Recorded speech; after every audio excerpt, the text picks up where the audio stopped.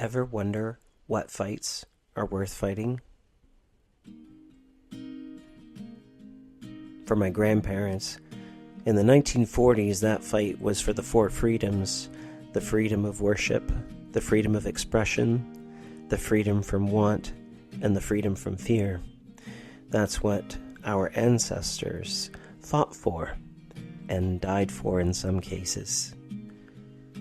It was for those ideals that many left their families, their friends.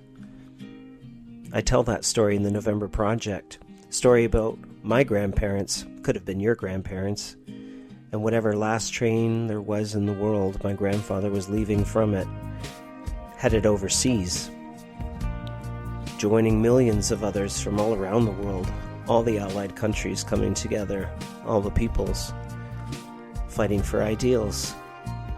For my Grandpa Horgy, he ended up just outside of London, the United Kingdom. He kept a journal highlighting the activities of the day. He wrote letters almost daily back home to my grandma Peachy. She would get his letters and she knew that she was loved. He would tell her so over and over and over again every day. He got letters too, like this cablegram. Imagine finding out you're a father. For the first time over the United Kingdom during World War II, fighting a war for your family and your country, for those basic human rights. All the boys in the hut sent their congratulations, and then it was off to smash the Hitler line, something Horgy was very keen to write about, to make sure that his son knew that his pappy was there when they smashed the Hitler line. That was the fight for human rights back then. Pushing those back to their own borders, respecting the rights of others, using the same means that they were fought with. And once that movement, the Nazi movement, had been pushed back, it was the fight to get home.